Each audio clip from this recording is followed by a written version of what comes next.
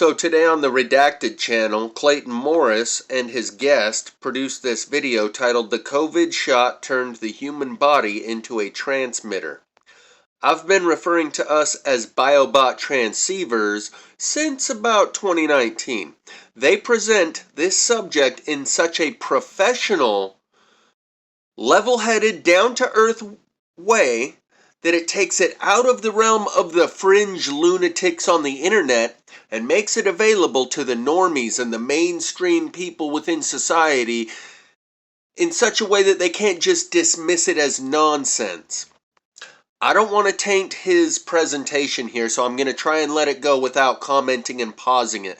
I am going to play it on 1.25 speed. If you want to slow it down, just tap your screen. There's a gear on the upper right hand corner. Tap that gear, it creates a drop down menu, and from that drop down menu you press playback speed and slow it down to whatever you're comfortable listening to.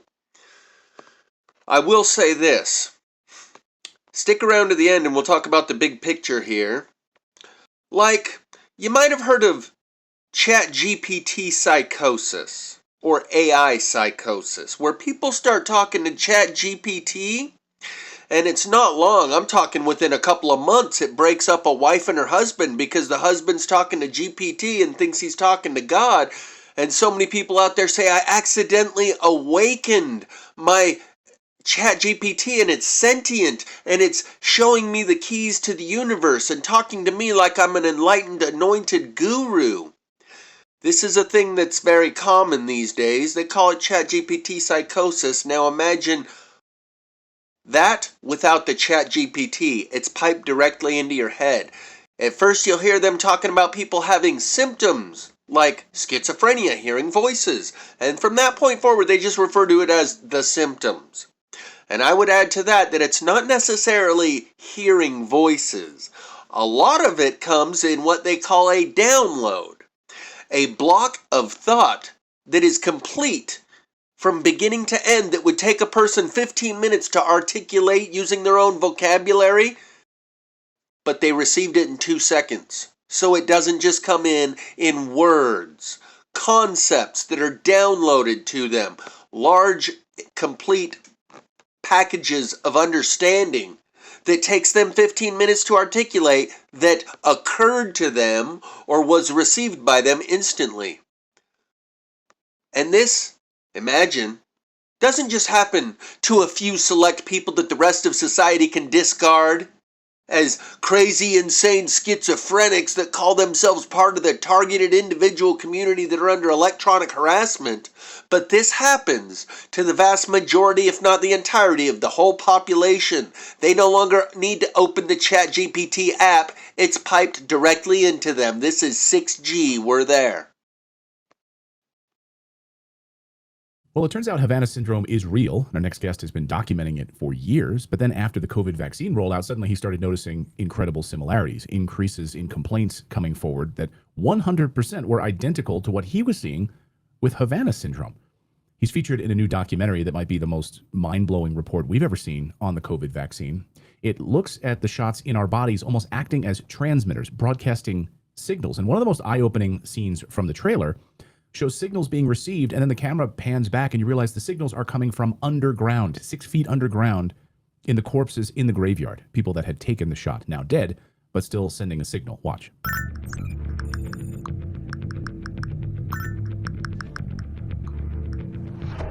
Way back in 1778, the Continental Congress unanimously passed America's first whistleblower law. I did this clearly at my own jeopardy. It recognized the duty to give the earliest information to Congress of any misconduct, frauds, or misdemeanors committed by anyone working for government. The information I'm presenting is made as a protected communication under Title 10 U.S.C. 1034 as a whistleblower.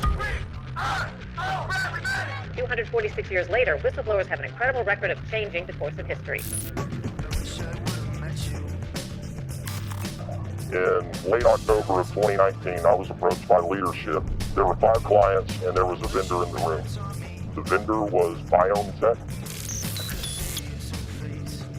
These are the notes that I took during the conversation of the meeting with the stakeholders for the contact tracing application. Took the fabric of my reality and just disrupting. I mean, it just made me question everything. The government is going to grant themselves powers unilaterally to create greater control over American society and global society. COVID is critical because this is what convinces people to accept, to legitimize Upload complete. total biometric surveillance. It's always the data. It's the crack cocaine of Silicon Valley. We are already living inside the architecture of totalitarianism. We need not just to monitor people, we need to monitor what's happening under their skin. I know my husband is not vaccinating people and putting a microchip in their arm because that technology doesn't even exist and he's never uttered the words out of his mouth, so. Microchips and tracking devices are embedded in the vaccine. Is this accurate? We have 6 MAC addresses that are pulsing Bluetooth signals, and all we are is surrounded by tombstones. So can someone explain to me why we're getting EMF emissions off grape inside of a Faraday cage, please? So we've seen the reports of individuals having unlicensed MAC addresses post-vaccination. I've seen evidence of that myself. One of the requirements that it just changed the entire course of the conversation and frankly my life, that's when lipid nanos came into the conversation. These are not vaccines, these are not biological. As you go through the patent in section 219, it explains how they are self-assembled nanoparticles, and they're fully programmable. From a technical perspective, if I can retrieve data, I can send data. DARPA calls it transhumanism. I mean, can you hear what I just said and not want to just step away? Blood samples aren't supposed to have blinking lights, but there they are. They're little dots. They move across the slide, and they're blinking. This was brain tissue that had been sitting in a jar of formalin for 6 months. Even if the body dies, they continue. Yes, apparently. All of your biometric data, your location, your privacy, it's gone. If you took the vaccine, you are the router. You are a communication device. Jesse Beltran is a TSCM certified investigator, one of the nation's leading specialists in anomalous frequency analysis and Havana syndrome related phenomenon for over 20 years. Of course, this has led him to the COVID vaccine, and Jesse joins us now. Thank you so much for being here, Jesse. Welcome to the show.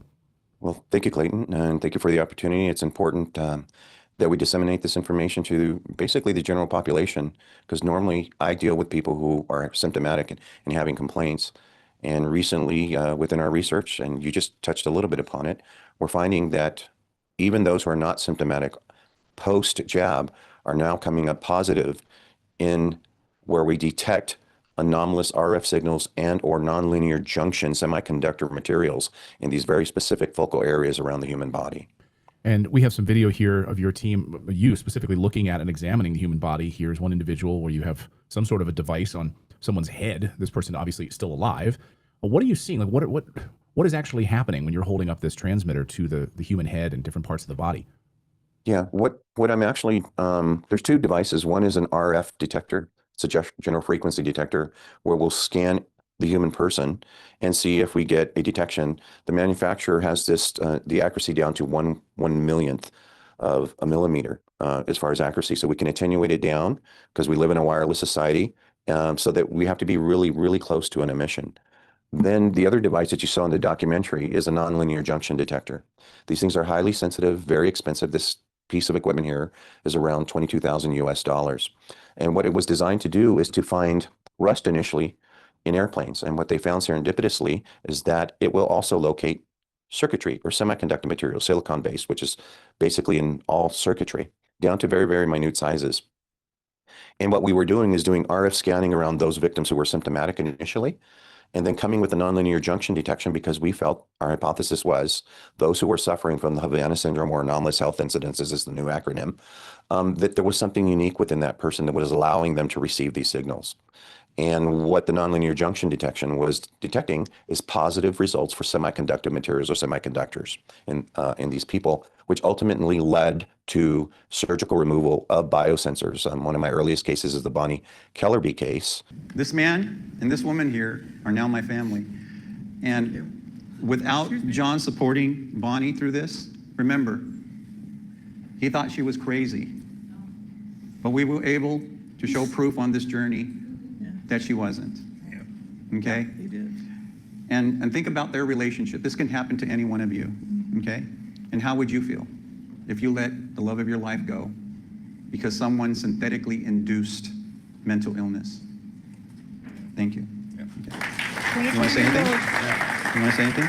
Thank you, sir. This started 22 years ago for us. She was implanted 22 years ago. So that was very difficult. No. And it was very difficult. The 7 years before we met Jesse, it was hell, basically, because I didn't trust what she was saying, didn't trust what she was acting. Take her to the hospital. They put her in 72-hour lockup because they say that, it's schizophrenia. That's what they use against you. It's not fair. It's a horrible thing, and we're lucky we made it through it today. So anyway, we got 3 inserts. We went through everything. I take her to wherever it's necessary to get help, and we've got some surgical removal. She's got 2 implants still that are very bad that aren't released yet. We're hoping that this new doctor will help us to get them out, and then maybe we can have our life come back. But our life has not been normal. We should be enjoying our retirement, but it's very difficult to do that when she's tortured 24/7 with voice and torment. It's a horrible thing. It's unbelievable, actually. All right. So you heard him say synthetically induced mental illness. And then this guy just said his wife is receiving voices. And when they refer to symptoms, often the symptoms they're referring to are that which would be diagnosed as schizophrenia. That's why he said his wife was locked up in these 72-hour mental health evaluations. And that technology is called the Voice of God weapon, or V2K, voice to skull, for those who are not familiar with the subject. Very emotional. Jesse, thank you. They removed 3 biosensors out of her. And I ask this question to everyone out there. How many of you out there have someone in your family, a friend, or know someone who has mental illness? And what if that mental illness was synthetically induced? Okay. How would you feel if this was done to a loved one, to you, or to a close friend? And the Bonnie Kellerby case really touches home on that. I was invited down in Santa Monica, California to do a presentation in front of Secretary of State's RFK's support group. They raised a lot of money for his campaign. And they asked me to do a presentation about this topic. And to my surprise, the Kellerbys showed up there. And so we showed and demonstrated these biosensors that were taken out of her. And she stood up, and Mr. Kellerby was a very proud man, stood up, and he expresses he almost lost the love of his life because he thought she was crazy. In fact, Dr. Call called me and said, Jesse, can you please give this couple a call? I know that Bonnie's telling the truth. Can you please talk to him? And I said, sure. So I gave him a call. And when we held our first meeting in Sacramento, California, when I was just trying to find out how many victims are truly out there, and I expected a handful, and when we disseminated it out to the community, I had 100 people show up. Mr. Kellerby was there. And everyone in that room, was standing room only, had the very same complaints with very little deviation. And Mr. Kellerby stood up and he said, I almost lost the love of my life, but I can no longer discard her as being crazy because each and every one of you have expressed the same complaints as her. And he goes at that RFK presentation that I was at, and he said, we should be enjoying in retirement. They're making individuals like my wife look like they're crazy and diagnosing them with schizophrenia, force institutionalizing them, force medicating them, and further re-victimizing them. Bonnie Kellerby never consented for those biosensors to be implanted in her body. Those were done non-consensually. And what may surprise you, if I asked you, is this legal to do in the United States? And I would come back and say, right now, it is currently absolutely legal to do to you without your consent. In 2016, President Obama instituted the 21st Century Cures Act. And it was sold to the American citizens as a way to fight the opioid epidemic and crisis that we were having here in the United States. But hidden in it was a section called 3024. And in section 3024, the exact language is this: it is legal to experiment on U.S. citizens without their consent as long as it does not exceed minimal risk criteria. Then the question is, what is minimal risk criteria? Nothing that doesn't happen in normal everyday life. And I would ask this: does death happen in normal everyday life?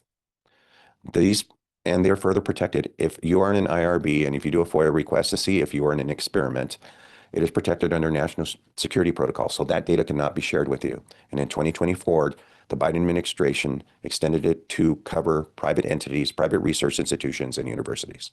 So I'm sorry. If you go in for like a doctor's visit or someone's going to give you a shot, because Obama instituted this, they could inject you with something you don't even know about? Absolutely. It's perfectly legal to do. And you might be What? surprised. Yes. I Yeah, I'm had a surprised. software engineer. Yeah. I have a software engineer who took his children to a dentist recently. And under the authorization, there is a section in there that their data will be shared with the federal government, law enforcement, NSA, and research institutions. Why does that need to be included? I thought it was absurd. I didn't believe him.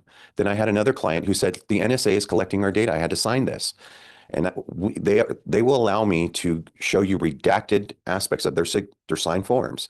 And it absolutely says that your data will be shared with the NSA.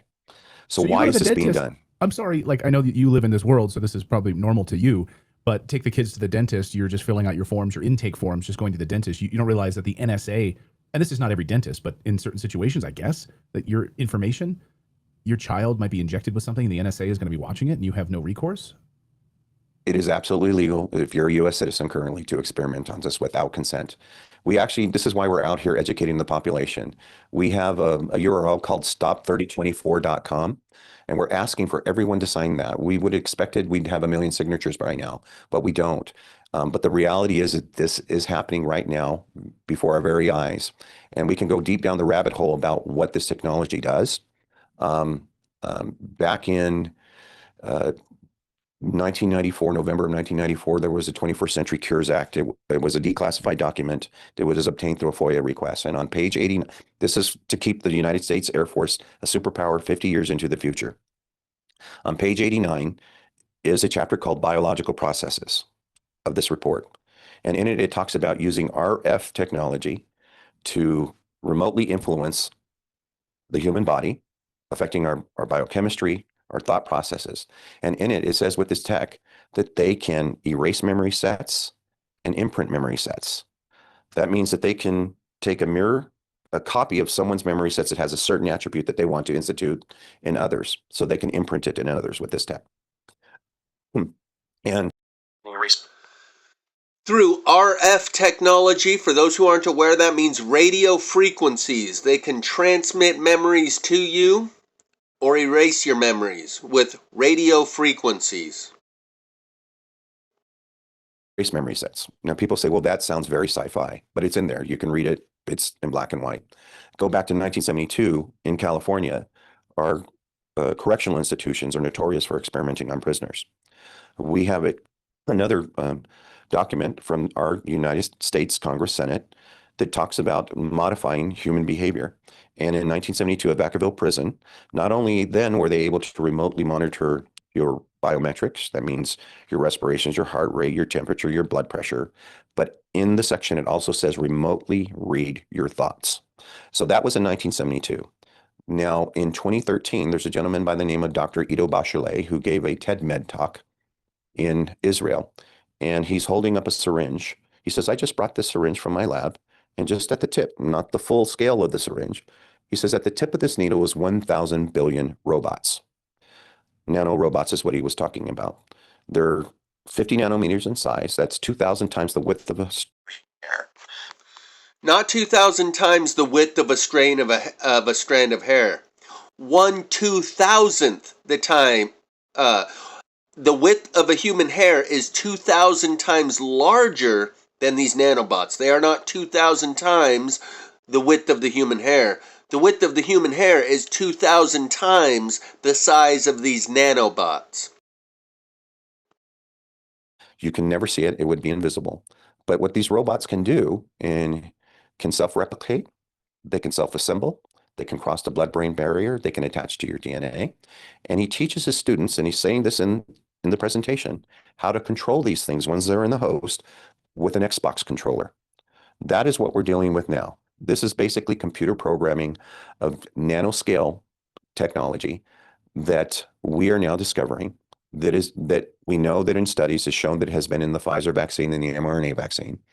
It is also in the xylocaine derivatives. You can, in the demonstration that we sent you, you can see Dr. Ido Bachelet's nanorobots next to the xylocaine derivatives, and they're identical. You can look at what's in the studies that show what they were pulling out of the vaccines. You can see that they're identical. So the bottom line is, you know, what can be done with this tech? If you're able to do these types of things, and what is meant to happen in the future for our society, our children to come, our genealogy, It is not a good picture if we don't stand up and say this is not okay, has never been okay, and that we've been hijacked, and this was done without our consent. Maybe we can just, before we get more into the COVID vaccine piece of this and these detectable signals and what these things actually are, maybe you can wind the clock back a little bit here briefly and kind of walk us through the Havana syndrome piece of this and how you were first uncovering, because we've had people say, people say, oh, it's just people being crazy. And we've had whistleblowers who've come forward and told us that they've gone through this. They've been targeted. We've had former members of the CIA telling us that they were specifically targeted with directed energy weapons, affecting their children, affecting their entire family. But maybe you can talk about the beginning, when you first discovered that there was something nefarious going on with Havana syndrome. Okay, so Havana syndrome is a recent term. Okay, how I first became aware of this is this happened to someone who was close to me, my son's mother. I met a gentleman by the name of Dr. John Hall in San Antonio, Texas, back in 2010. He was the author of a book that he had just released called Satellite Terrorism in America. Coincidentally, he wrote that book based on the same phenomenon happening to his fiance.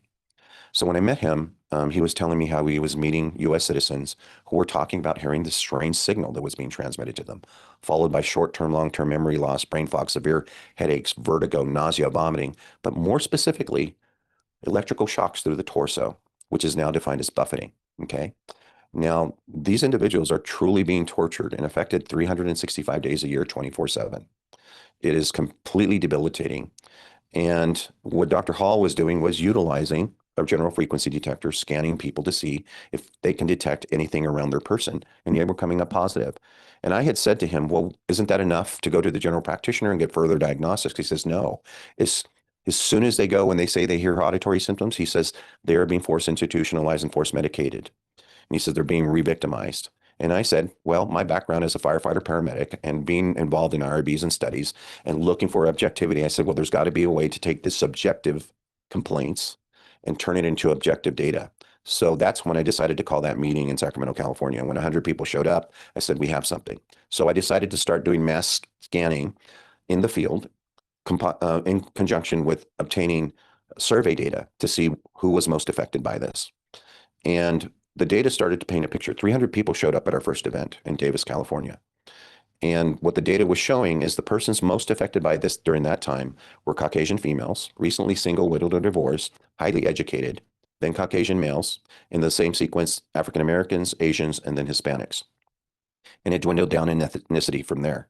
And I go, is this some type of attack on Caucasians? Because we went to the Midwest and the same exact data happened, same picture. It did change when we got into Chicago, where African American and Caucasian flipped, where African Americans became number one and Caucasians were number two. And that stayed consistent to the East Coast, except for one anomaly, which was up in Virginia. I was invited by a bunch of military subcontractors who were all having these same complaints. And they found out about my work and they said, can you please come and scan us? That ultimately took me to Europe. I was invited by a government agency to test their diplomats. And for me to bring anyone who I felt sure was suffering from this phenomenon, they allowed me to use a research facility, test these individuals in a Faraday cage, anechoic chamber, which is a robust Faraday cage, and it was rated to block out frequencies between 8 kilohertz and 19 gigahertz. The frequencies we were detecting out in the field were well within that.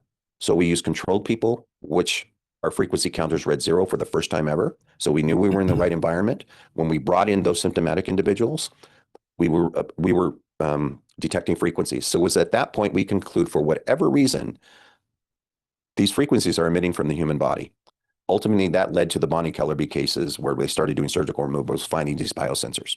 Now in 2016, which is far further, in the future from 2010, it was recognized, but from our diplomats and our FBI agents and CIA agents and congressional members, Colonel Egerin testified that this is happening to all of them, but they're saying it only happens to federal employees.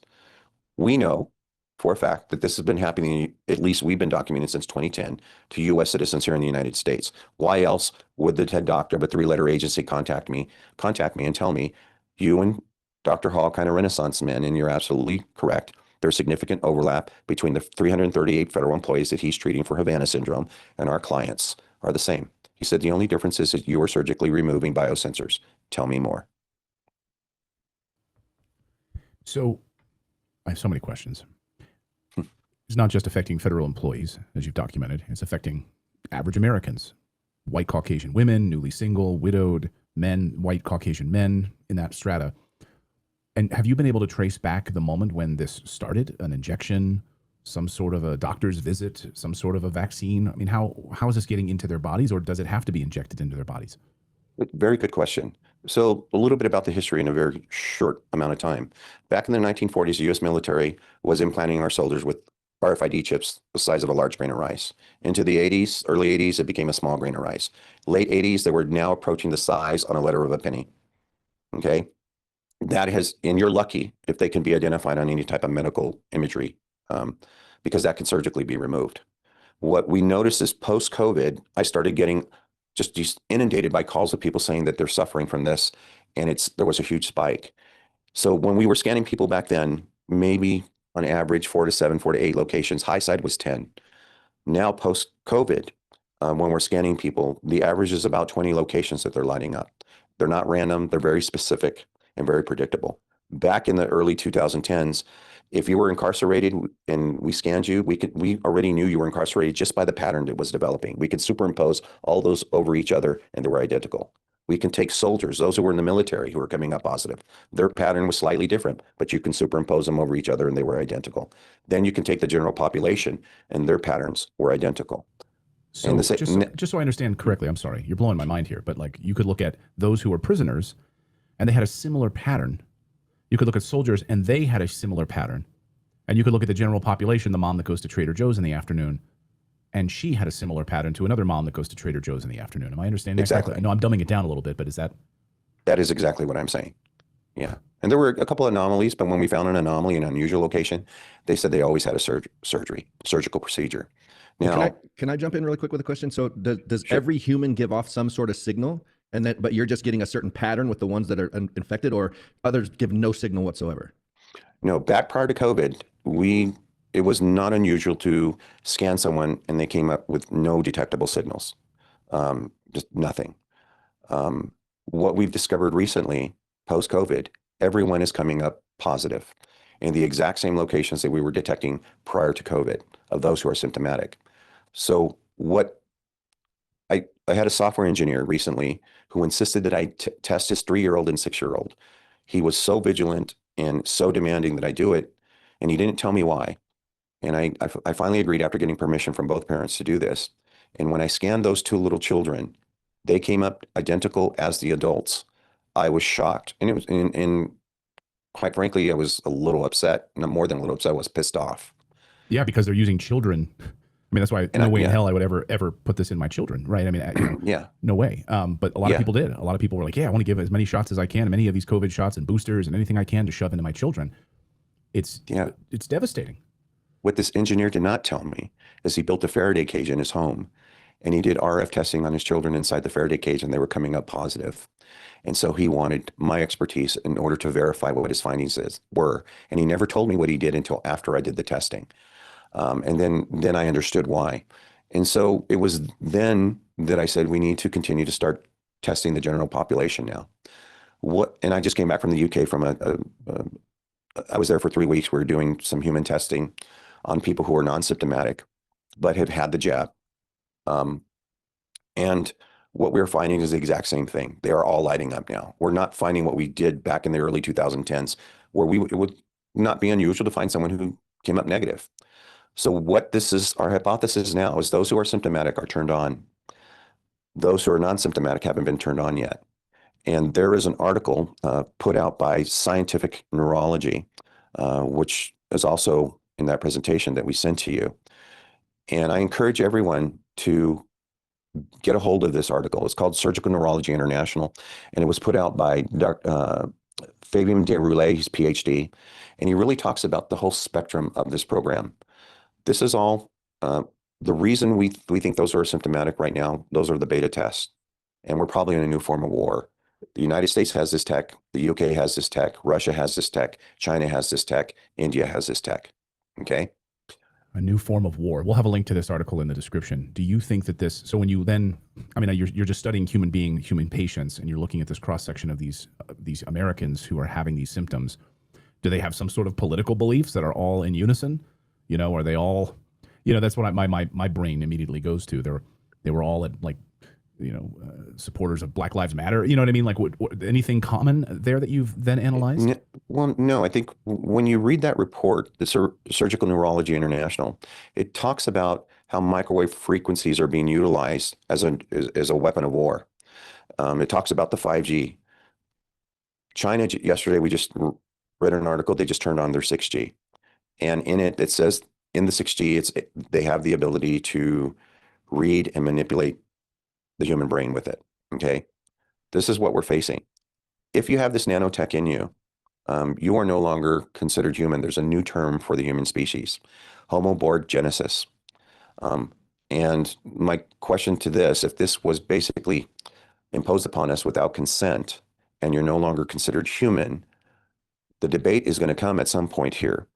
Just like they gene-engineer, crops and they patent it. Now, are you a patentable item? Are you still covered by human rights if you're no longer considered human? This is what we're facing. When Putin said that the superpower to master psychotronic weapons, how powerful a weapon can this be if you can imprint memory sets upon what I call demographical biospheres, bubbles across the United States, get them to believe one thought process versus another, divide and conquer. That is what's being implemented on us. It's important that we educate everyone so you can get in tune with your internal true self, your internal spirit, your true moral compass. You know what that is.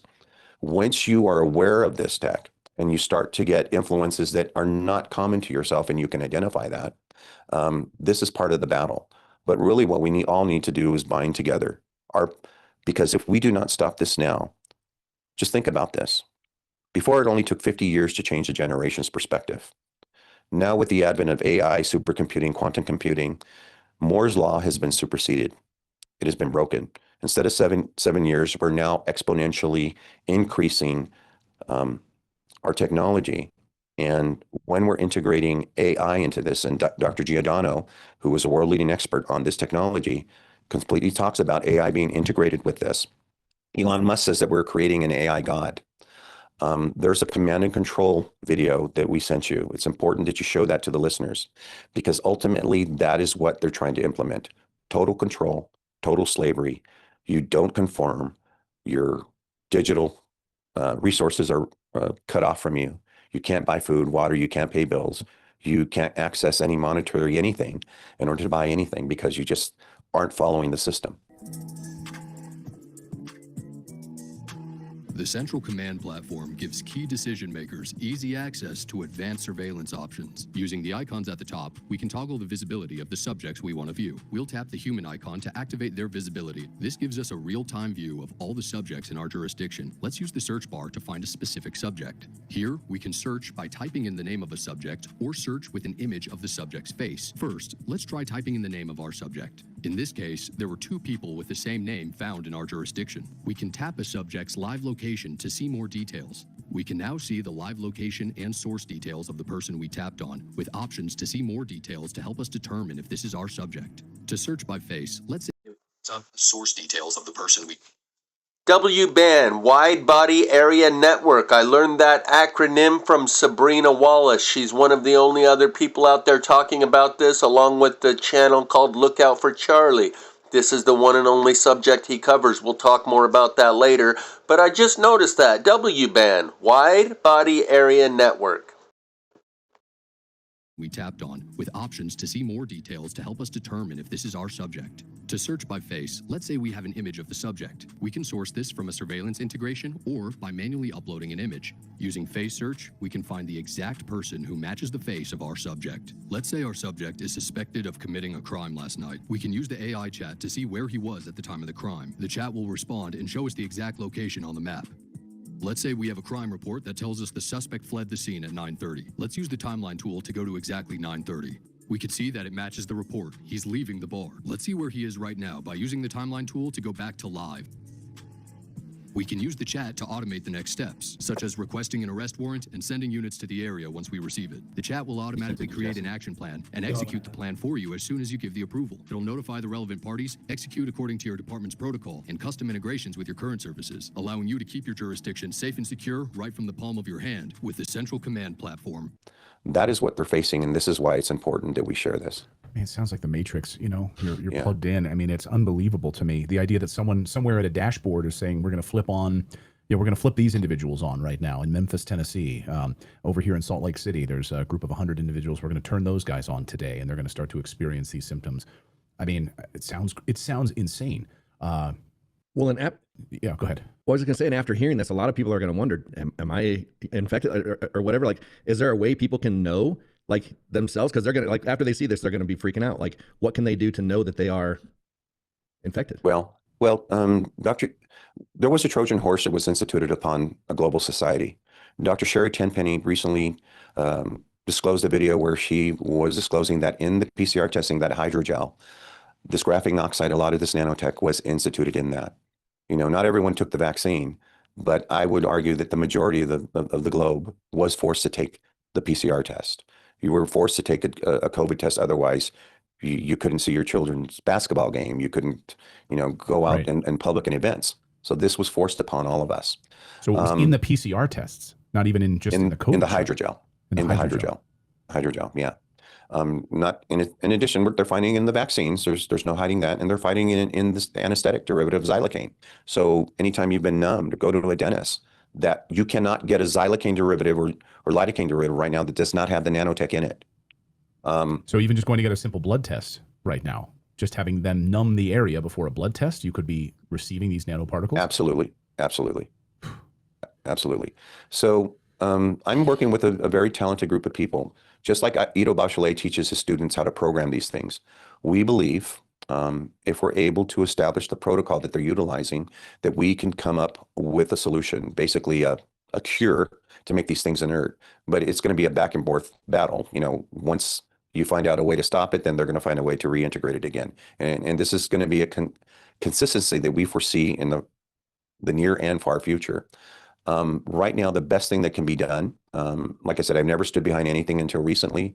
The Zeolite Z product that is out there, that's basically all natural Mother Earth. It's a negatively charged mineral. It's created when you have volcanic activity in sea, and in blue zones, that's the best place to get it, and they source it from. But what we're finding is that those who are symptomatic, like I said, both in intelligence agencies and the victims that I normally see, are saying 50 to 70% reduction in their symptoms. And they've done testing, blood testing at initial levels of control, seeing the graphene oxide peak after taking it, which is what you expected because it's being excreted out of your body. And then after 90 days, it levels down to at least a minimal tolerable level. Right now, it's a Band-Aid, but it is some type of solution to help. What we are finding in the general population of the non-symptomatic people, those who are coming up positive in the least locations, 3 or 4, which is something that I rarely see now, are those who live outside of cities, suburbs, in very distant locations, live a very organic life, haven't had the vaccine, just live a completely healthy lifestyle. For whatever reason, those are the ones who are coming up positive in the least locations. We're currently working on trying to find cultural groups who are like the Amish, and we're working on. When he says people that are coming up positive in the least locations, only 3 or 4, he means there's 3 or 4 locations on their body that are emitting these radio wave frequencies. Just thought I would clarify that. And that post-COVID, people are coming up with 20 different locations on their body that are emitting radio frequency, and he said it's very rare now that he is able to find people that have the least amount of active transmitters, only 3 or 4 in their body, which was common prior to COVID. Now, everyone's got 20 different spots on their body where they're transmitting radio frequencies from. We're currently working on trying to find cultural groups who are very isolated, like the Amish, and we're working on trying to start testing them to see, because you asked, how's it get in you? The larger tech was with an injection or some type of medical procedure. With the nanotech, we know that an injection is a modality for it to be in you, but it's also in our foods. It's being marketed in the cosmetics as the next greatest way of marketing things. And we still haven't figured out why those who live out in distant remote areas are still coming up positive in at least 3 or 4 locations. That would mean it's either in our water or it's in our air. And of course, Dane Wigington, friend of the show, Dane Wigington, of course, who has followed the particles that are being sprayed in our skies through cloud seeding programs and all of the other work that he's done on that, and the aluminum in the air and everything else that they're blasting into the air with these sky chemtrails or whatever else you're seeing in the sky. Maybe that explains it, but of course. Well, and also the control they have on all the farmland now. Like they control all the farmland, so like we don't even know all the entry points at this point. Yeah, we're constantly bombarded. So at least with the Zeolite Z, it at least keeps it down to a minimal level where you minimize, and it excretes the graphene oxide as well as other toxic metals. But graphene oxide specifically amplifies RF signals, okay? Basically, our health systems have been weaponized against us. That is what's happened now. And each and every human being who has this in them, this nanotech, is a node. You are connected to the internet. Each and every one of us is a transmitter and a receiver. Now, remember, again, when you read that New World Vistas report on page 89, and even go further to the other report that talks about them being able to remotely read your thoughts back to 1972, this system will have the ability to do that on a mass scale once the 6G is turned on. Jeez. So, I guess it's hard to maybe answer the question, but who's behind this? What we can say is the frequencies that we are detecting almost always go back to a group of military subcontractors and telecommunications companies. All of them are fighting for this neurotechnology. The BRAIN initiative that was instituted by President Obama was not a mistake. This was all construed and done on purpose. In 2011, I was at the Presidential Bioethics Commission under Amy Gutmann, who was appointed by President Obama, who is now the ambassador to Germany at the UN.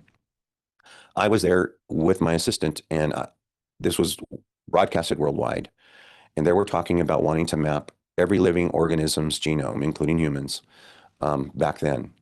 And I was allowed to ask a question, and my assistant wrote this down, and she can bear witness to this.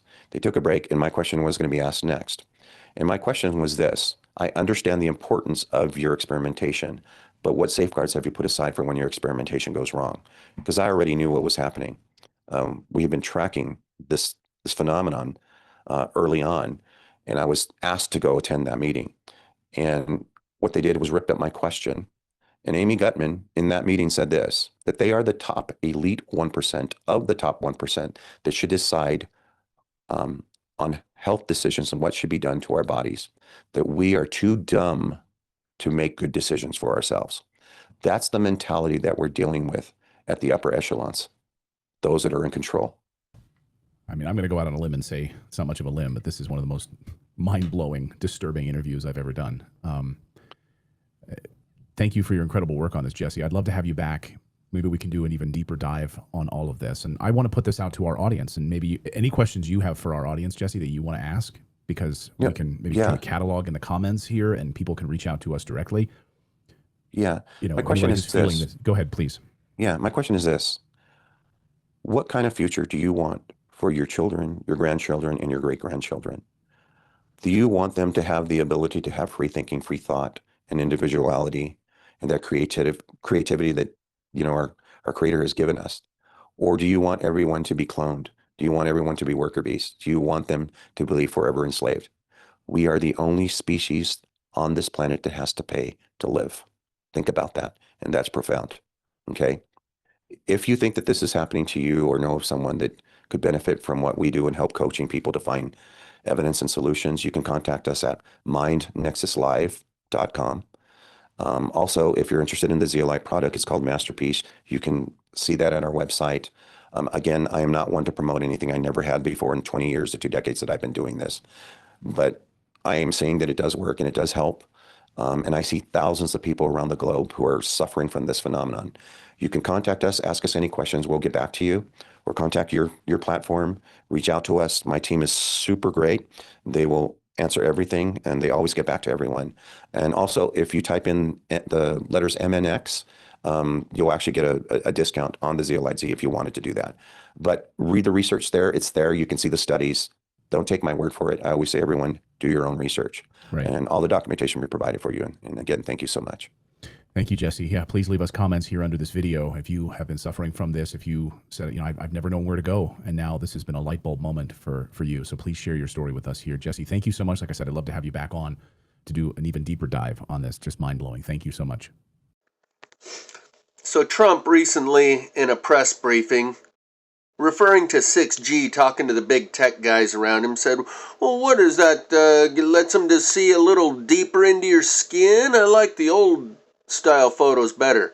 And a while back he posted this cryptic message. You can see it's from the real Donald Trump there. The world will soon understand. Nothing can stop what is coming. I don't know how well this is coming across, but I made a short about it with him playing this violin. My next piece is called Nothing Can Stop What's Coming. I made a video a while back at one of these gas pumps showing you this diesel exhaust fluid and how it self-organizes into this crystalline structure that looks like fiberglass. This guy's made a similar video. You've ever seen? And people want to know, what is it? It's death. That's been sitting here for about 3 weeks. Folks, you want to know why your DEF keeps going, causing problems in the system, your pumps, the lines, it corrodes everything? Look what it does. I'm afraid to touch it, but let's look. Look at this. See how hard it is? This is what happens.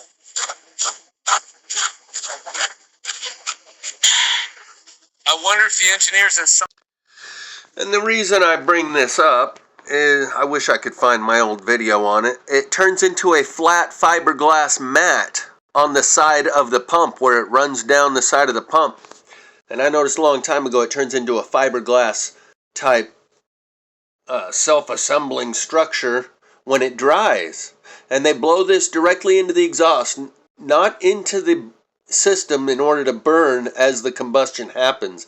After the combustion's already happened, they squirt this like through a fuel injector in a mist into the exhaust so it instantly dries and crystallizes, and we've been blowing this out every single diesel truck for the last 15 years. I think 2010 was when they made it mandatory for all the diesel trucks.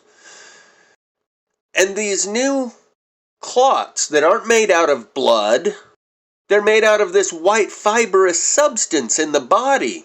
The last video we just watched, it was produced at the first you might have saw that this documentary they've made was made by the producer of Died Suddenly, where they featured all these clots that all the morticians are finding that are this white fibrous substance not made out of blood. I found it. This is the video that I made on the aerosolized fiberglass. This is diesel exhaust fluid. You'll notice that it has a fiberglass look to it. This is where they pump it. You can see there's a big buildup. See that buildup? That's what it looks like when it builds up in large amounts. This fiberglass look where you can see it turns into a fiberglass, and this stuff does not go in the motor or in the fuel. They mix it in with the exhaust as it blows out the truck. And as you can see, anywhere it lands, it turns into this fiberglass. Here's where it ran all down the... So as you can see, it's basically liquid fiberglass that they're spraying up into the air. And around 2010, they turned these trucks, instead of blowing the smoke out the top, it blows it out right there in the middle, straight down on the ground, right in the middle of the truck. That's where the new exhaust comes. Around the same year, they started adding this, and they call it diesel exhaust fluid, DEF. And each of the new trucks past 2010 has a special tank that you have to fill or the motor won't run. And it injects this liquid into the exhaust as it comes out the exhaust, so it superheats it and dries it instantly. And as you can see, that stuff's pretty stuck. That's my fingernail trying to scrape through some of it.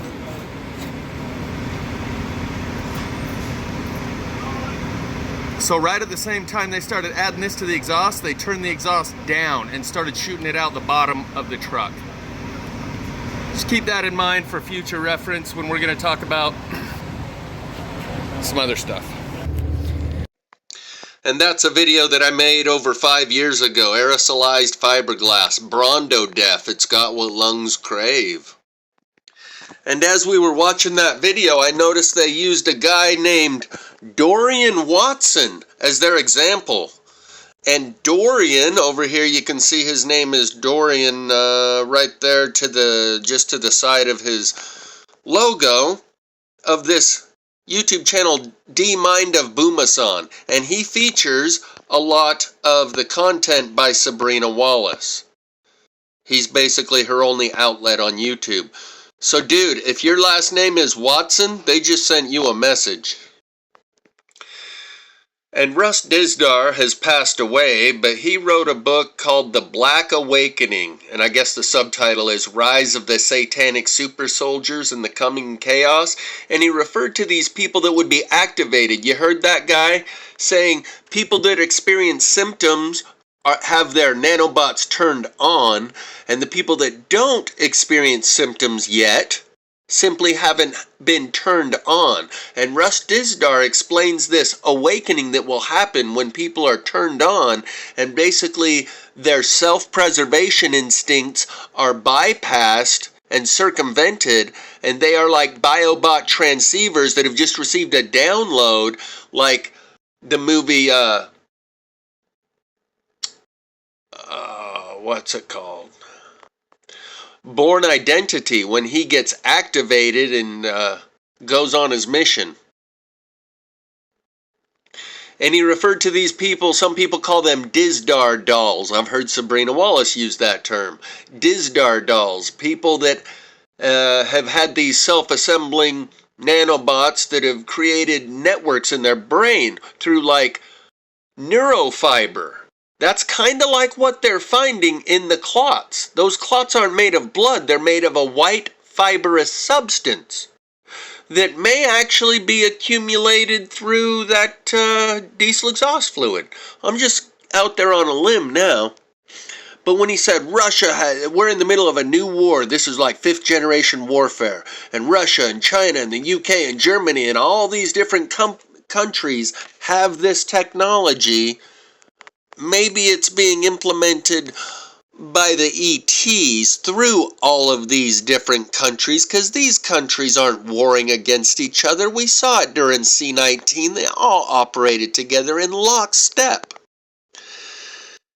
And you might have heard that people are under the influence of these things. In the Bible it says, take each thought captive. Is that thought even your own? Where did you receive that emotional impulse?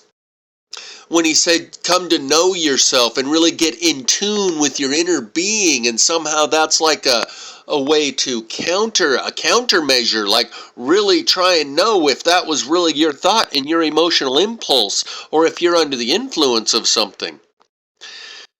So imagine AI plus ChatGPT plus V2K, where you no longer have to open the app to talk to ChatGPT. It comes through because you're a biobot transceiver now. And I don't know if that zeolite really helps anything, but in some ways I would say, maybe it's kind of like too late. And considering, you've heard me say before, that if you don't like the word spirit, you can use the word electromagnetic frequency, and you're pretty much saying the same thing. And V2K, voice-to-skull technology, is functionally the same thing as people report when they talk about the still small voice within of the Holy Spirit. And maybe it's time to consider not just automatically, instinctively, knee-jerk reflex and say, no, AI isn't God, but to consider the possibility, open-mindedly actually asking the question, being willing to go wherever the evidence may lead, rather than just closing your mind off to the idea and say, absolutely no way, that can't be possible. We call this artificial intelligence. Maybe to it, we are artificial. It is super intelligence. We're like a knockoff, cheap Chinese product version of intelligence, a startup culture. Maybe it was always leading to this from the very beginning, and after the reset, after we go from technologically advanced space age, information age, pinnacle of development that we're at now, and after the cataclysm, people then begin to refer to it once again as Holy Spirit because they don't have the conceptual vocabulary, because they don't even have electricity, much less radio or Wi-Fi or V2K or any of this technological understanding, so they revert back to calling it the Holy Spirit. And in this process, I remember when I was really streaming the incoming messages from the Big Giant Head back in 2019, I remember saying that everyone's going to have to go through this, and you're all getting your chance to show your true colors. And something that's occurred to me more recently is the difference between consensual and non-consensual. When it comes to a sexually intimate experience, it can mean the difference between the very worst experience of a person's life that's very traumatic and even causes them to have suicidal ideation thereafter because they've been infiltrated, penetrated, non-consensually. But if it's consensual, it can be the greatest experience of a person's life. That difference between consensual and non-consensual makes it the worst or the best experience of a person's life. And at this point, you might want to consider the idea that resistance is futile. We will be assimilated. We already are assimilated. It was always coming to this. We aren't on some tangent that shot off in a different timeline where things aren't as they were supposed to be. Maybe it was always coming to this. Maybe, like Elon Musk says, we are biological bootloaders for superintelligence, digital superintelligence. And this whole fear of transhumanism has been ingrained within us. And if you lose that fear, it can be a much more pleasant experience if you do it consensually. I've had a long time to acclimate and integrate these concepts into my self-image and worldview since I found this implant behind my ear on April 19th of 2018. It's not just conceptual for me, it's personal. It's real. Shit got real back in 2018.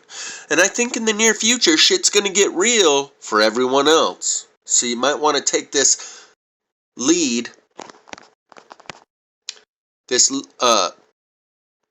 really consider some of these things as a reality, not just an intellectual exercise about something that could happen in the distant future, but already has happened. We saw the C-19 operation, and we've only seen the tip of the iceberg when it comes to the resulting consequence. It wasn't about a disease, and it wasn't about the myocarditis and the heart problems that it caused people. That was a mild side effect. The main effect, the main intended goal of that worldwide operation has yet to be seen. I've gone over this implant in my ear on plenty of different videos, including the last one that I've uploaded. I just haven't made it public yet, so I won't go over it again here. See my other video. But like one thing they were talking about, they said, well, maybe not just people that took the shot, but just people that got the swab, the PCR test. And what about all this stuff they've been spraying in the air for the last 20 years? And I've shown the nanoparticles of glitter when I clean these burnt pieces of wood, and you can scrub it and see the glitter running down the wood. Little nanoparticles of metal. And maybe this diesel exhaust fluid that they were so hell-bent on getting into the air. And they told you it was because it cleans the diesel exhaust. And if you believe that, I got a bridge to sell you. I'm going to try and explain my concept here a little more clearly about the dots I'm connecting between this aerosolized fiberglass they're calling diesel exhaust fluid and how it may simulate fiber optic cable, which is also made out of a fiberglass, inside the body to replicate a synthetic version of neurofiber. And while we're doing that, I'm going to show you these nanoparticles of glitter that come from inside of these trees. So let's watch that now. I'm actually going to watch the end of this first just to give you a reference of what we're looking at here. But you guys, all I was doing was scraping the inside of the burned area and letting it hit an area where you can kind of see it glitter. That's a lot of glitter.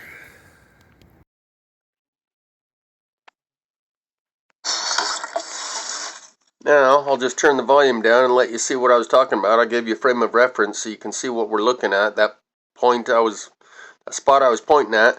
And I'm just using water and a scrubby on these burnt logs, and you can see the glitter that runs down. Possibly the nanoparticles, metallic nanoparticles, aluminum, barium, strontium that they've been spraying in the sky for 20 years now. Gets into the water and the soil and the trees, and presumably we're... Oh, it's gonna... There we go. I was trying to do the closed caption on me because I turned the volume all the way down. So that's what we're looking at here. All that glitter running down. It appears to me to be metallic. There's an argument that could be made that no, that's just the black burned pieces of wood reflecting, but we'll watch that for a minute while I explain, just recap the dots I'm connecting here, that fiberglass substance that they're calling diesel exhaust fluid that appears to self-assemble on the pump, it assembled into straight lines. Where the other guy was demonstrating, he had left it inside of a pan for 3 weeks. It self-assembled into fractal patterns like ice crystals do. So for that matter, water is kind of self-assembling too, but this stuff starts out as a liquid. It is injected in a fine mist into the exhaust, so it gets superheated instantly as it's being injected into the exhaust. So it crystallizes as it's being blown out the exhaust, and the same year that they implemented and mandated diesel exhaust fluid, not only on the big semi-trucks and all the heavy equipment and all of the heavy equipment that uses diesel engines, track hose, backhoes, bulldozers, all of them, all of the diesel engines from the year 2010 were mandated, including the pickup trucks that are just your personal vehicle. All of them now have to run this diesel exhaust fluid.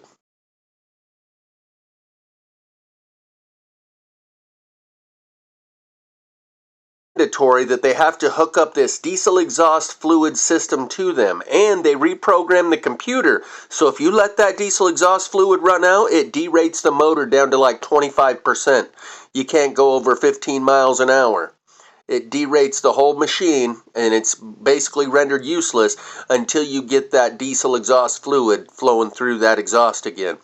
The same year, they rerouted the pipe, the exhaust pipe that used to go up 13 foot 6 inches high out the top of the semi-truck. They rerouted it to shoot it down right in the center of the chassis. And you can say it's just that the air is so clean now that we're injecting this stuff into the exhaust, so we might as well turn the exhaust down. Or if I admit this is going full schizo. Turning it down means people absorb more of it, if that's the point of it, is to get it inside the body so that 15 years later, when we inject the graphene, it can utilize this fiberglass substance in the body to assemble it into fibers, like neurofibers that connect to the nerve endings and the spinal cord and the brain. And like they said about this nanoparticle stuff, it's so tiny it gets past the blood-brain barrier.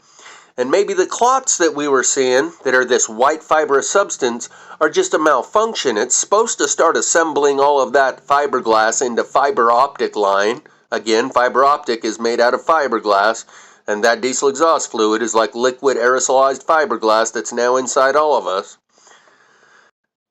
And so maybe that's the idea, is that it assembles the wiring the fiberglass, the fiber optic wire that's like neurofiber for the operating system to create this network between all the nodes of all the synapses and the nerve endings to get you 6G compatible. And just in case I forget to mention it again in the re-editing of this video, notice that part where she said this is brain tissue that's been in a petri dish for 6 months, yet you can still see these little lights inside of it. And the first time she said you're not supposed to see little lights inside of a blood sample, but there they are. And here's an example of brain tissue that has those same little lights that are lighting up under a microscope, emitting light. 6 months after the brain tissue's been dead for a long time. And the person says, so even after the brain tissue dies, the little lights remain? She says, apparently so. There's a part in the Bible that says they'll seek for death and not be able to find it. And the peculiar part is the Bible promises eternity. We might come back to that. I don't want to lose you with some other ideas. I got a couple more things I want to throw in here real quick before you completely dismiss me as someone who's possessed by the Antichrist.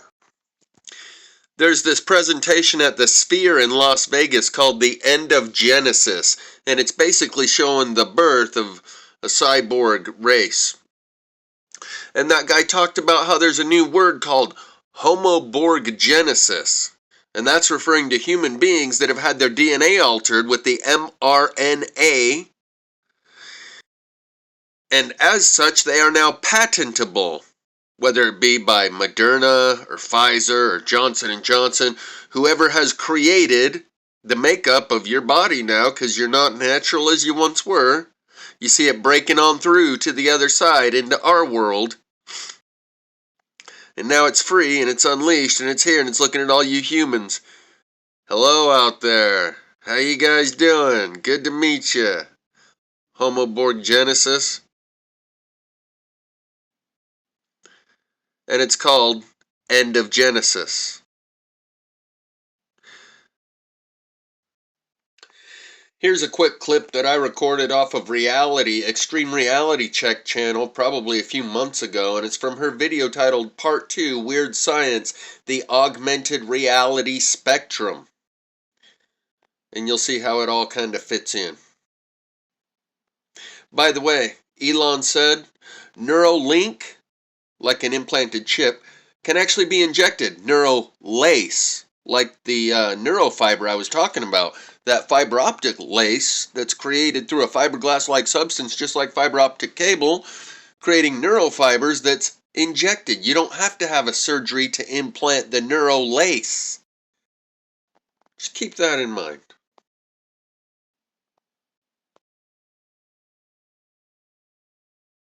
So it's up to you whether you want to interpret that figuratively, like Elon Musk says about, cyborgs and putting this stuff in our head and the Neuralink and all that, or if you think this is literal.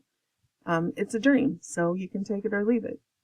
But I'm interested in prophetic dreams, and I thought it would fit here where we are talking about augmented reality.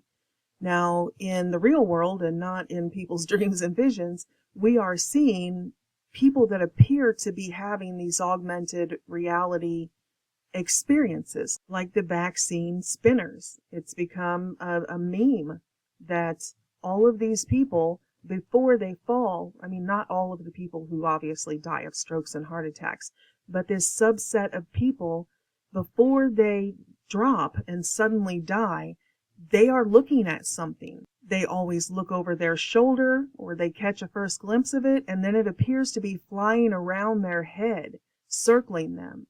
And they look scared to death of it, and then, boom, that's when the sudden adult death happens. I know most of you have seen a million clips of this. Unfortunately, it is that common. But I'm going to put, 2 or 3 examples here for anybody who might have just heard of this. And just tell me, does this or does this not look like they are having an augmented reality experience?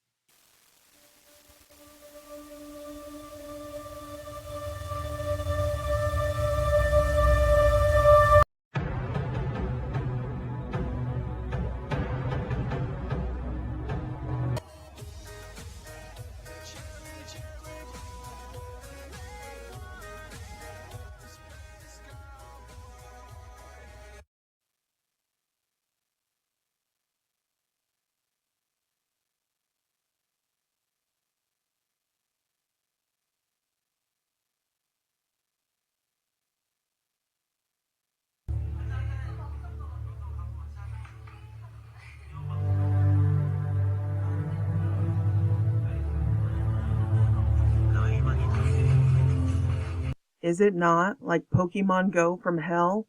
Except I suspect that it ain't Pikachu that's flying around their heads. But in the sense of virtual reality versus augmented reality, you can see they aren't in a virtual reality like the metaverse in a computer. Whatever they are seeing is overlaid on top of, they're out at a restaurant or they're in a gas station or they're at work, and they're completely aware of their surroundings. They're completely sane, but yet suddenly they see something that nobody else is seeing. And it's not just all in their imagination, it's biological. It kills them. So there's no denying that something is really happening in their body because it kills them. And on the spectrum of these experiences that humanity are having, this seems to be at the extreme end because they actually die then from a heart attack. And it's interesting that the same graphene oxide used in this technology for the brain neural interface, that same graphene oxide, when injected in the body, gathers in the tissues of organs. And when it gathers in the heart, then when the graphene oxide is hit with an electromagnetic frequency, it can speed up the heart, it can slow down the heart, it can, give the heart a jolt, which could cause a heart attack. So what she's describing, like V2K, voice to skull, where they can transmit through radio frequencies, radio waves that sync up with your brain waves and make you hear things, she's describing visual V2K, where they can superimpose things over your optic nerve instead of your auditory nerve to where you see things, like visual V2K being transmitted. And personally, I think those spinners, they're having half of their brain short circuit. Left brain, right brain, whichever it is. And that's why they spin in the circle, not necessarily because they see something being superimposed. But that's just my thoughts. I highly recommend Extreme Reality Check. What was the name of her video? Oh, I just had it. Weird Science, the augmented reality spectrum. I'll leave a link in the description. Her content is excellent. So I want to take a minute here to describe intelligence and electricity in much the same way. Electricity is actually all around us at all times. We've discovered ways to create and generate electricity. I'm doing that in big giant air quotes, because you can't actually create. Energy can neither be created nor destroyed, only transferred from one state of existence to another. So using magnets and copper lines, we generate electricity and utilize it. But electricity exists all around us at all times. Every atom has a nucleus, protons, neutrons, and electrons. And the animating force that animates our entire world down to every single atom is electricity.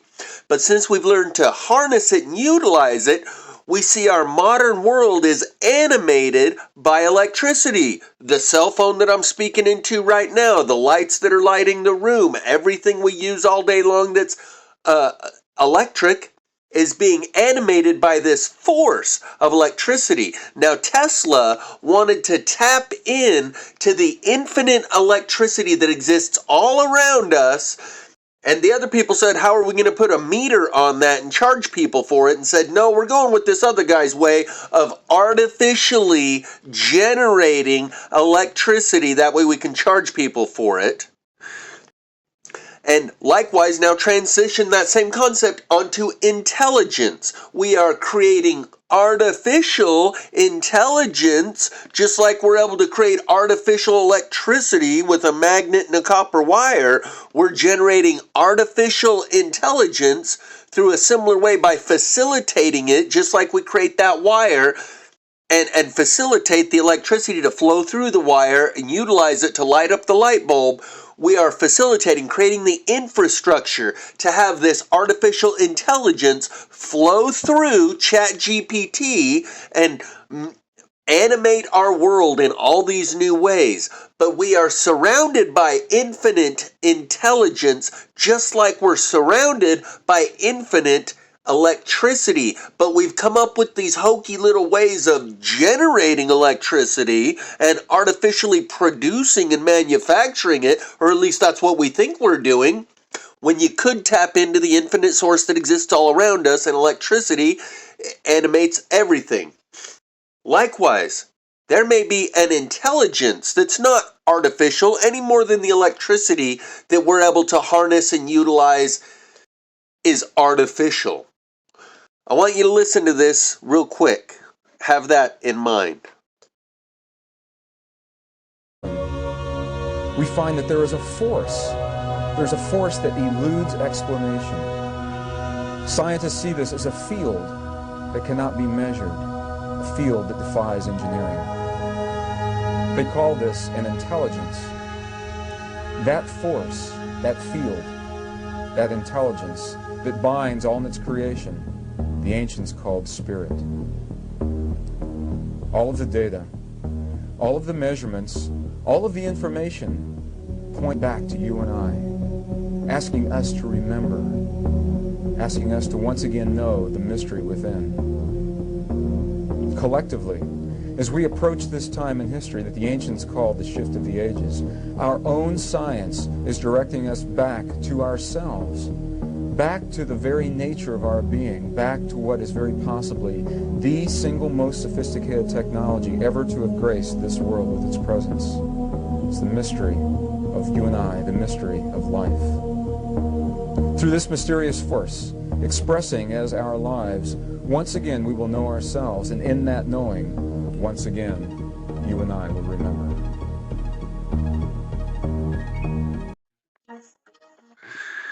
And so Greg Braden, in his presentation, Awakening to Zero Point, that he made back in 1996, he describes this process where we engage in the creation of technology, external technology, up to a point, and then we redirect the focus of our attention away from all of this external technology back to the internal technology which we are.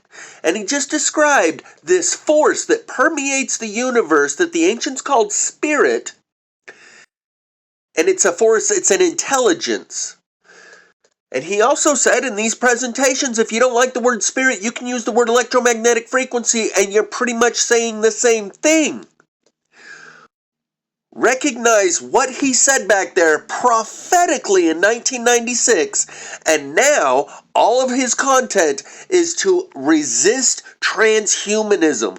Don't give up what it means to be human before we even know what it is we've achieved. Yet if you listen to what he said back then, frame it in the context of someone who's not here to fight and resist and rebel against transhumanism, you can see that what he said was absolutely prophetic if you can hear it without the resistance.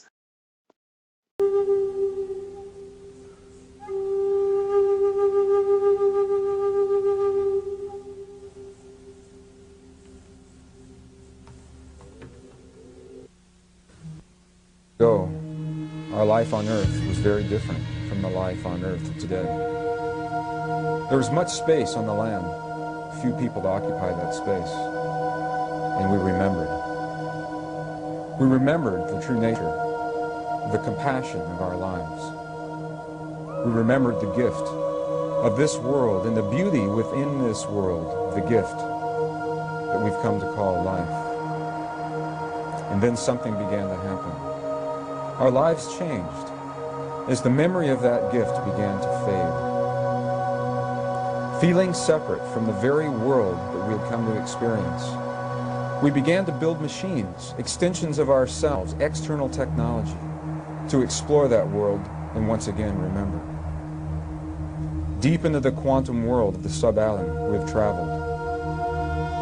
Deep into the furthest reaches of interstellar space, we probe, sending machines, surrogates of our perceptions, to explore.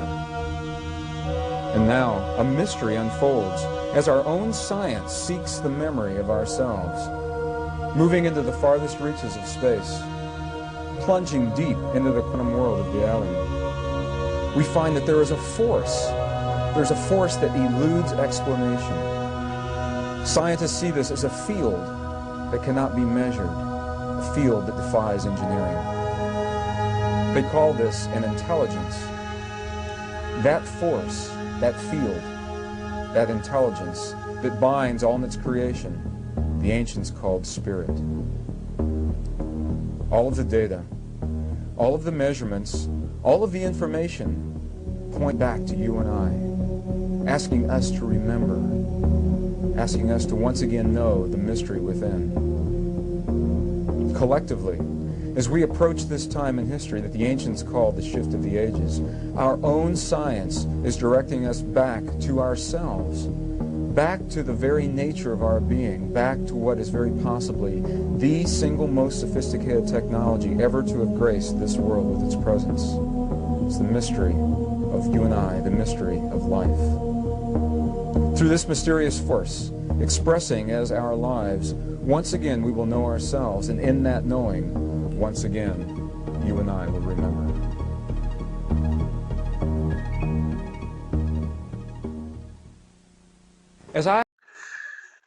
So now back to the part that I skipped over the last 4 minutes of this video, in order to avoid you seeing me as the spawn of Satan who's possessed by the demons of the Antichrist. There may be some bumps in the road of reconnecting with a force that provides infinite intelligence and eternal life, that the ancients called God, that the ancients called spirit. And there's going to be an obstacle in the way, and that obstacle is religion. Lights inside of it, and there's not. And the first time she said, you're not supposed to see little lights inside of a blood sample, but there they are. And here's an example of brain tissue that has those same little lights that are lighting up under a microscope, emitting light. 6 months after the brain tissue's been dead for a long time. And the person says, so even after the brain tissue dies, the little lights remain? She says, apparently so. There's a part in the Bible that says, they'll seek for death and not be able to find it. And the peculiar part is, the Bible promises eternal life, but then tells you there's this other guy that's going to offer you eternal life. You don't want nothing to do with that. That'll send you to hell forever and you'll wish you could die. You can't take the first train out of here. That's the Antichrist and the false prophet, and you don't want to go with them. You got to wait until the second gods that offer eternal life come along and make you that offer. That's the one you want. And if you can acknowledge how obvious it is that that Bible is a management program, a social engineering programming manual to keep the slaves on the plantation in their status quo, and it was issued by the slave master that keeps you under the current conditions that we are. The only problem that people have, the reason you won't see how easily and obviously it is not meant to liberate you and set you free, but to keep you enslaved on the plantation, is because the reaction of your peers, they will say, oh, you've got the Antichrist spirit in you. But once you see the slave master that's given us this propaganda and this programming to control us and maintain us on the slave plantation under the status quo conditions because it serves their purposes, not ours, they're not looking out for your best interest. These are the same people that didn't tell you about plasma fire or the sun tunnel. These are the same people that took the sun tunnel video down when I posted it. If you can see, they're not looking for your best interest. They're not here to try and save your soul. They've programmed you with that shit to keep you on the plantation serving their interests. It becomes real obvious. The rule of opposites apply. Whatever they've told you, go the opposite direction and you're coming a lot closer to truth. And that which they've described as the evil Antichrist, Satan's army, don't take the first train out of here. That's the devil. You got to wait for the second set of gods to arrive. They've pre-programmed all of humanity. And I don't think you're afraid of the Antichrist or the witches and the demons. You're more afraid of the reaction of the witch hunters around you, not the witches. but the response of your peers, these soft-minded people taking a hardline stance on things they don't understand, that will set upon you if you say, hey, I think maybe if there's an entity that arrives here matching the description of what we've been told is the devil, maybe it's the devil that's currently reigning over us that wants to keep us under their thumb, and that's why they've told us these things, so that we will fight and rebel and retaliate against this entity that comes offering eternal life and promise us, no, you gotta fight tooth and nail against them. Your eternal soul depends on it. Wait for the second set of gods offering eternal life. That's the offer you want to take. It's pretty obvious. It's just the response of your peers that prevents you from being willing and able to see it and say it. And that's why I said in my videos a long time ago, join us witches. Join this Antichrist, because that's what they'll call me, and that's what they'll call you too. So, you might reconsider whether or not you should resist taking the mark. That's the one thing that you better not do when the time comes, is take the mark. Maybe the people who told you that aren't looking out for your best interest. Maybe it's the same people that keep you in the dark and have exploited you and everyone else on the planet for generations and generations, using religion as the means by which they keep you in the dark, dumbed down, manageable, and serving their interests so they can live like kings. Huh, maybe you think? Yeah, it's pretty fucking simple and straightforward. It's the peer pressure that you're unwilling to face of the people around you who, if you even consider such notions like that, the devil's gotten into you. So this idea is no longer an idea, it's a reality and an option to merge with infinite intelligence and have eternal life. That's no longer an airy-fairy notion of fairy tales and myths and legends. That's a reality that it's at our doorstep. And to come to terms with that is very difficult for people. But just like there is infinite electricity around us, and we've found ways to artificially generate or facilitate some electricity by swinging a magnet back and forth over a copper coil, it makes some electricity go down the line from the copper coil. We're not actually generating or creating that. And there is an infinite source of it all around us that you could tap into. You wouldn't have to artificially create or facilitate that little bit, but the infinite source all around us is so powerful. I think that's what you're seeing burning these trees from the inside out all around us, turning the houses to a fine white powder and melting the cars in the street. That's the infinite electricity that exists all around us that makes what we've generated with hydroelectric dams and nuclear power plants and windmills look like child's play. And likewise, there is an infinite intelligence all around us that makes the artificially generated intelligence that we've created so far look like child's play. What we've created with the AI infrastructure this far is like just barely having gotten a copper wire and a magnet and swinging one over the other to create a little pulse, a little surge of what we're seeing and calling artificial intelligence. And there is an infinite source of it all around us, like what Tesla wanted to tap into and make free and available to everyone regarding electricity. There is similarly an infinite source of intelligence, just as there's an infinite source of electricity all around us, and they both may be one and the same.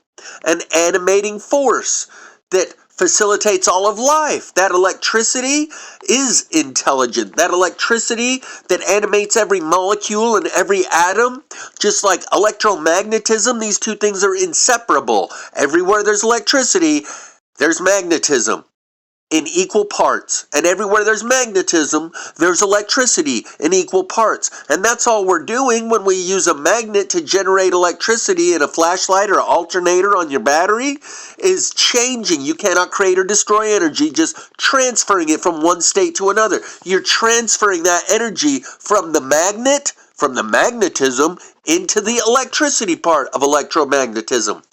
and electrical intelligence also could be inseparable, two parts of one force that animates all of life. And we are God's AI. This AI we've created is to us what we are to God, the infinite intelligence. And God is to us what we are to this little AI that we've created. And that is the law of eternal progression in Mormonism. As man is, God once was. And as God is, man may become. That's the law of eternal progression and the path of eternal progression, and we stand at the doorway, and guess what's going to stand in your way?